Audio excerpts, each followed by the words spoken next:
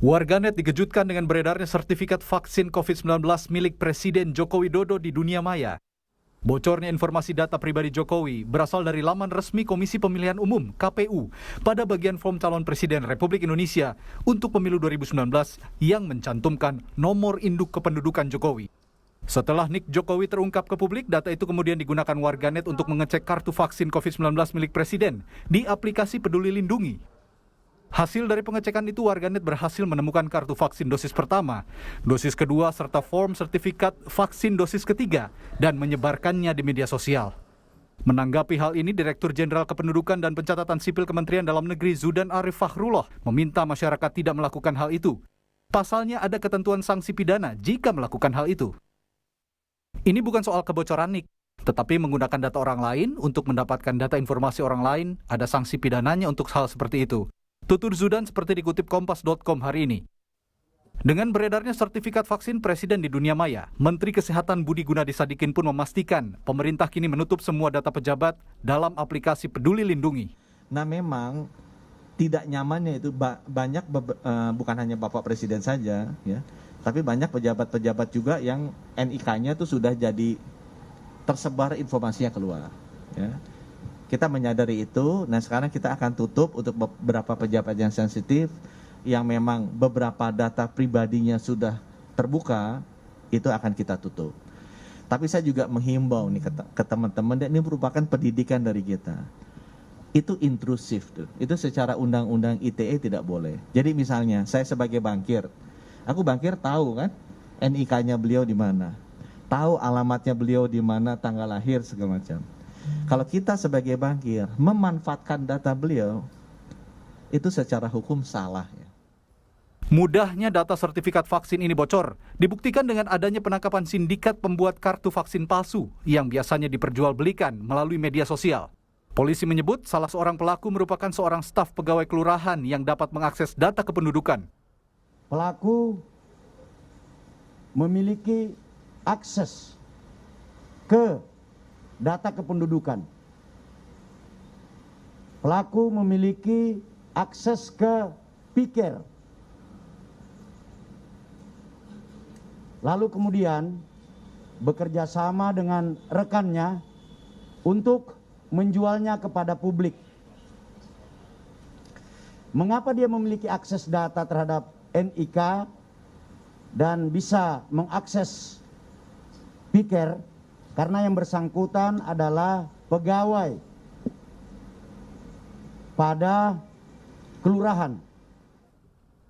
Ketentuan pidana penyebaran data pribadi termasuk yang tercantum di sertifikat vaksin ini diatur dalam pasal 94 Undang-Undang Administrasi Kependudukan nomor 24 tahun 2013 dengan ancaman pidana penjara paling lama 6 tahun atau denda paling banyak 75 juta rupiah. Tim Liputan, Kompas TV, Jakarta. Beberapa hari terakhir publik dikejutkan dengan dugaan kebocoran data pribadi dari aplikasi e-hack Kementerian Kesehatan. Kali ini publik kembali terkejut dengan bocornya data sertifikat vaksin milik Presiden Joko Widodo. Mengapa ini bisa terjadi? Benarkah hal ini karena buruknya pengelolaan penyimpanan data pribadi publik dengan sistem yang tidak memadai?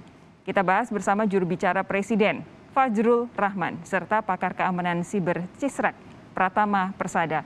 Bung Fajrul, selamat malam. Bung Pratama, selamat malam. Selamat malam. Selamat malam, Kompas TV. Salam sehat. Sehat terus, alhamdulillah. Bung Fajrul, saya mau tanya lebih dulu. Ini masalahnya kan sekarang sudah ketahuan bahwa aplikasi Peduli Lindungi, kalau orang punya nama lengkap, punya nomor induk kependudukan orang lain, kemudian punya nomor teleponnya, dia bisa cek sertifikat vaksinasi milik siapapun. Ini apa yang sudah disampaikan ke kementerian atau lembaga terkait soal ini? Karena Presiden Jokowi saja sertifikat vaksinasinya bisa beredar, bisa dipakai orang jangan-jangan. Apalagi saya begitu yang mungkin secara muka tidak akan sefamiliar Presiden Jokowi. Jangan-jangan sertifikat vaksinasi saya juga bisa diakses orang lain, dipakai untuk ngapa-ngapain. Ya, Sofi, terima kasih.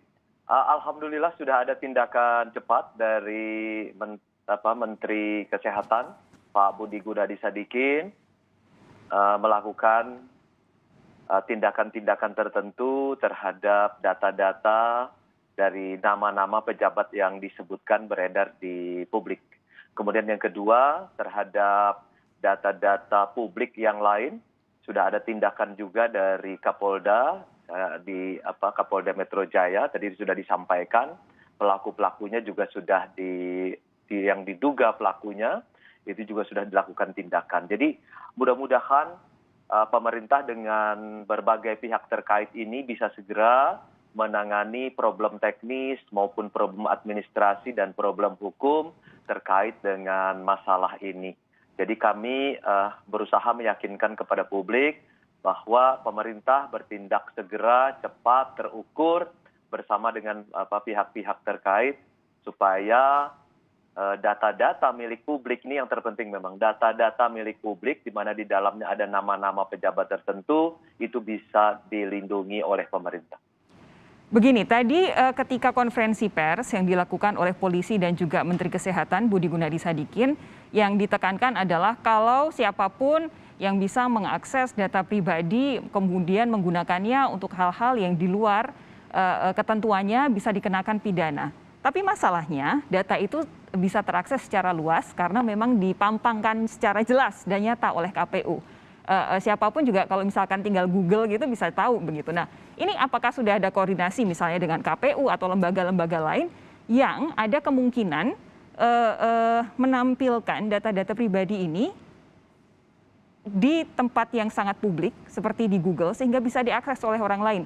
Karena yang namanya orang kan kadang-kadang nggak hanya berpikir jahat ya, kadang-kadang cuma iseng saja mencari-cari, ternyata ketemu di Google. Nah, ini keisengan yang bisa membawa masuk ke dalam penjara kan, ini yang mesti kita ingatkan malam ini. Ya itu dia, Jangan yang iseng bisa dipenjara, tapi apakah yang lalai kemudian ada hukumannya?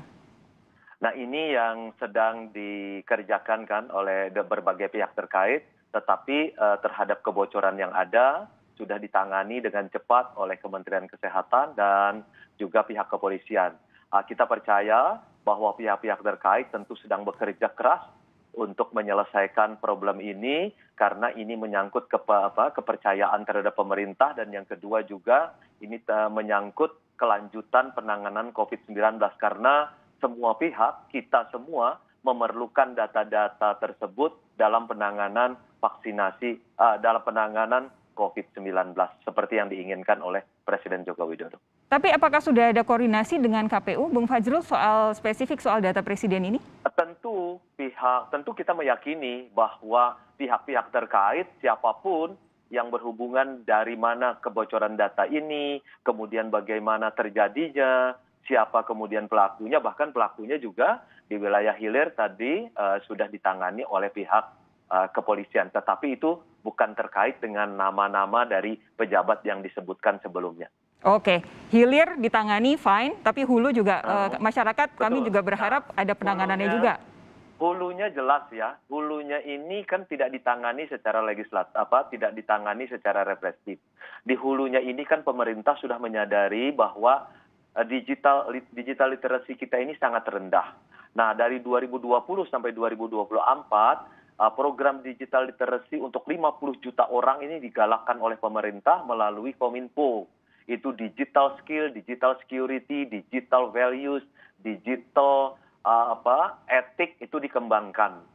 Dan harapannya dari 50 juta, 250 juta orang akan menjadi sadar bahwa problem di dunia digital ini cukup kompleks dan itu kalau ada pelanggaran bisa berakibat hukum. Oke. Seperti yang disebutkan tadi. Digital literasi memang tujuannya adalah mengingatkan masyarakat apa yang boleh dan tidak boleh untuk dilakukan Betul. Terkait dengan data pribadi. Nah, Betul. Apakah kalau kemudian kebocoran data itu banyak terjadi oleh lembaga-lembaga negara, apakah artinya digital literasi lembaga negara sebenarnya sudah prima? Kebocoran ini memang memperlihatkan ada beberapa kelemahan dan mudah-mudahan kelemahan ini tentu bisa menjadi bagian dari upaya perbaikan di dalam sistem kita. Oke. Bung Pratama, saya mau minta pendapat Anda. Ini kemarin kita dibikin deg-degan dengan aplikasi e-hack. Pemerintah sendiri yang minta kita mengunduh aplikasi itu menggunakannya. Lalu tidak berselang lama pemerintah sendiri yang minta untuk dihapus. sekarang sertifikat vaksinasi Presiden Jokowi bisa beredar luas. Saya minta tanggapan Anda. Jadi begini Mbak Sofi, saya pikir dalam hal ini Pak Presiden Jokowi menjadi korban ya. Korban dari data yang sudah terlalu banyak beredar di internet. Sekarang coba aja gitu, siapapun sekarang nonton acara ini, cari Google, cari keywordnya KTP Joko Widodo. Itu ketemu lengkap nomor KTP-nya Pak Joko Widodo. Nggak perlu kita harus tanya ke KPU, nggak harus tanya kemana-mana. Itu ada lengkap. Gitu. Bagaimana itu bisa terjadi? Ya karena bocor gitu. Sudah terlalu parah kebocoran data yang ada di Indonesia. Ingat dulu ada Tokopedia, Bukalapak, Bhinneka, BPJS Kesehatan, BRI Life. Kemarin ada Dukcapil, sekarang ada e-hack gitu. Nah, ini menurut saya harus segera dibenahi. Kenapa? Karena data yang sudah bocor itu tidak bisa kita tarik lagi.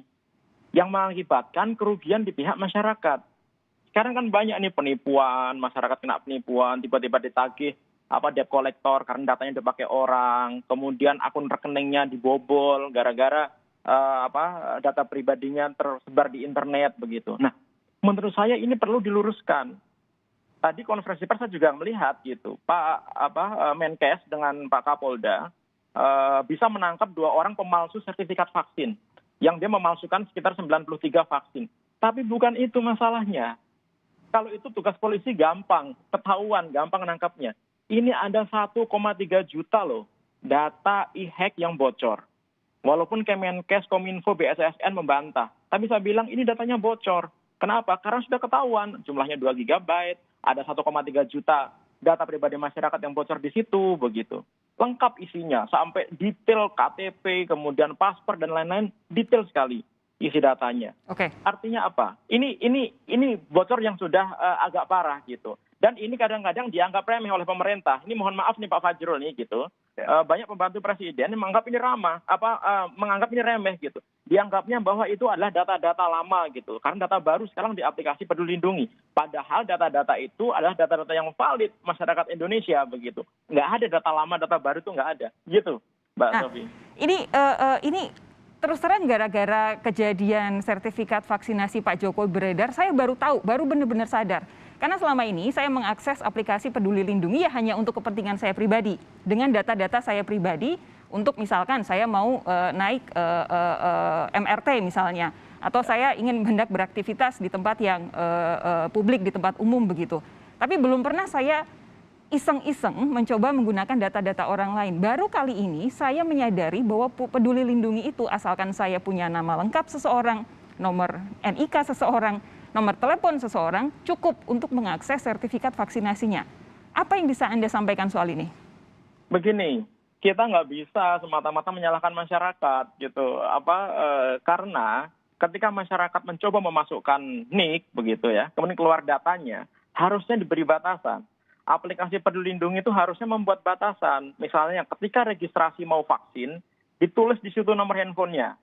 Jadi orang tidak akan bisa mengakses vaksin kartu vaksin lain kalau bukan melalui handphone yang terdaftar itu. Oke. Harusnya kayak gitu dong. Sehingga nomor handphone itu hanya bisa untuk mengakses sertifikat vaksin yang menjadi tanggung jawab pemilik nomor handphone itu. Kalau sekarang kan tidak, dibuka lebar-lebar.